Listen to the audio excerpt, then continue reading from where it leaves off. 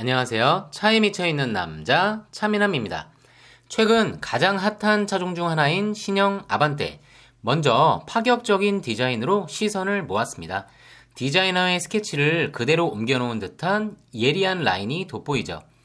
측면 삼각 형태의 예리한 캐릭터 라인에서 지포나 람보의 향기가 느껴지기도 합니다. 후면부 또한 최근 현대차의 주요 아이템인 커넥티드형의 길게 이어진 테일램프를 적용하였고 거기에 아반떼만의 삼각형 요소를 추가하였습니다.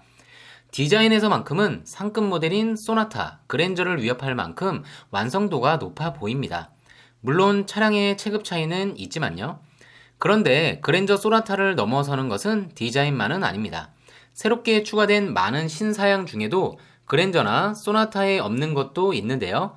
상급 모델에도 없는 사양을 아반떼에 먼저 도입하는 것을 보면 현대차가 아반떼에 얼마나 공을 들이고 있는지 엿볼 수 있습니다. 오늘은 현대 그랜저에도 적용되지 않은 아반떼의 하극상 사양 3가지에 대해 이야기해 보겠습니다.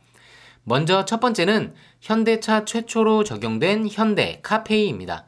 현대 카페이는 제네시스 브랜드에서 제네시스 카페이라는 명칭으로 GB80에 가장 먼저 적용되었습니다. 현대 브랜드로는 아반떼가 최초 적용 모델이죠. 그랜저나 소나타에도 아직 적용이 되지 않았습니다. 현대 카페이는 차량 내 간편 결제 서비스입니다. 전용 스마트폰 어플리케이션에 결제 카드를 등록한 뒤 주유소, 주차장 등에서 비용을 지불할 때 내비게이션 화면을 통해 간편하게 결제할 수 있습니다. 간혹 급하게 차를 가지고 나왔을 때 지갑이나 현금이 없어 당황하는 경우 한 번쯤 있으시죠? 신용카드나 현금이 없이도 차량 내에서 간단하게 결제할 수 있으니 제휴점이 널리 보급된다면 상당히 편리하게 이용 가능할 것으로 기대되는 기능입니다. 주유소, 주차장 외에도 앞으로는 전기차 충전 결제 서비스, 유료 도로 통행료, 인포테인먼트 내 유료 음원, 영상 결제, 커피, 패스트푸드 등의 드라이브스루 결제도 가능해질 것이라고 하니 향후 자동차 선택 시에 선호되는 옵션이 되지 않을까 생각됩니다.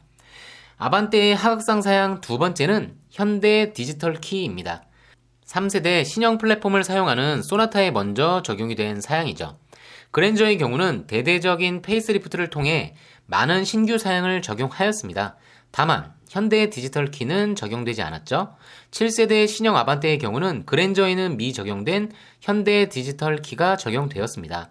NFC 기능을 가진 스마트폰으로 차량 외부에서 도어를 열고 시동을 걸 수도 있습니다. 또한 키를 공유할 수 있는 기능도 있어 스마트폰을 소유한 가족이나 친구 혹은 다른 사람에게 상황에 맞게 키를 공유할 수 있어 경우에 따라서는 상당히 유용하게 쓸 수 있습니다. 새로 등장한 제네시스 GB80과 G80에서도 강조하는 사양이니 현대차 그룹이 현대 디지털 키와 카페이 기능을 밀고 있음을 알 수 있습니다. 아반떼의 경우 준중형 세단이긴 하지만 현대차를 대표하는 모델 중 하나이니 이러한 기능들을 선 적용한 것으로 보입니다. 아반떼의 하극상 사양 세 번째는 파노라마 디스플레이입니다. 이건 그랜저에도 있는데요. 하실 수 있죠? 네, 맞습니다. 그랜저에는 12.3인치 2개의 모니터가 연결선상에 놓여 있어 아반떼보다 더 상급의 사양을 갖추고 있습니다. 세 번째 사양 비교는 소나타와의 비교입니다. 소나타의 경우도 등장 당시 3세대 플랫폼을 바탕으로 파격적인 외형과 다양한 신사양을 선보였습니다.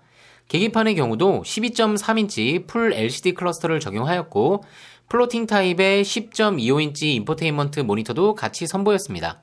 계기판과 인포테인먼트 모니터가 분리된 모습이 실용적이고 깔끔한 모습이죠. 출시 당시 그랜저 IG보다 실내 디자인이나 사양이 앞서 역시 하극상 이야기가 나오기도 했습니다.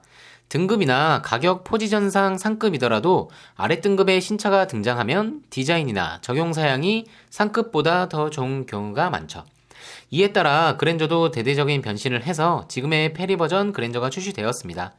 실내를 보시면 12.3인치 2개의 모니터가 이어져 있고 소재도 더 고급화해 한눈에 소나타보다 상급의 차량으로 보이도록 디자인되었습니다. 아반떼의 경우 예전의 현대차였더라면 소나타보다 간소화된 실용적인 인테리어를 적용하였을 것으로 예상되나 글로벌 경쟁이 치열해진 지금 아반떼의 실내 구성은 소나타보다는 그랜저를 닮은 파노라마 디스플레이를 갖추고 나타났습니다. 10.25인치 모니터 2개를 연결부 없이 매끈하게 이어낸 디자인으로 더 넓고 고급스러운 실내를 연출하고 있죠. 에어벤트 디자인 또한 그랜저의 경우 수평으로 길게 이어진 디자인으로 소나타와 차별화를 했었는데요. 아반떼의 실내를 보시면 그랜저와 동일하게 수평으로 길게 이어진 에어벤트 디자인을 채택하였습니다. 아반떼와 소나타의 대시보드 사진을 같이 놓고 비교해 볼까요? 디자인과 구성만 보면 그랜저의 구성을 닮은 아반떼가 더 상급의 느낌이 들기도 합니다.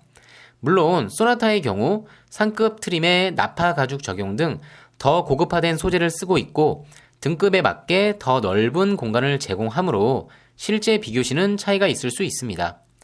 어떠신가요? 오늘은 7세대 신형 아반떼 하극상 사양에 대해 알아보았습니다. 사실 하극상이라기보다는 치열해지는 글로벌 시장에서 존재감을 나타내기 위해 아반떼에 현대차의 역량을 쏟아부었다는 표현이 맞을 것 같습니다. 최근 트렌드 또한 소비자들의 요구가 차의 크기나 등급에 상관없이 다양한 편의 사양을 누리고 싶어하고 고급화된 인테리어를 원하고 있죠. 아반떼는 그랜저와 소나타의 일부 앞서는 사양을 적용할 정도로 상급 차량이 디자인이나 사양이 더 좋아야 한다는 기존 틀을 깬 모습을 보여주고 있습니다. 국내에서 경쟁이 치열해진다는 것이 소비자로서는 소형, 준중형급에서도 고급화된 디자인과 다양한 사양을 만나볼 수 있어 좋은 것 같습니다. 다만 좋아진 사양만큼 파워트레인 개선이나 품질 안전성, 그리고 합리적인 가격도 더해진다면 더 좋을 것 같습니다. 사양이 업그레이드된 만큼 다양한 파워트레인이 적용된 아반떼 N9과 하이브리드 모델도 기대됩니다. 신형 아반떼 등 신차 소식, 차미남만의 분석을 원하신다면 구독과 좋아요, 알림 설정 부탁드립니다. 지금까지 차에 미쳐있는 남자 차미남이었습니다. 감사합니다.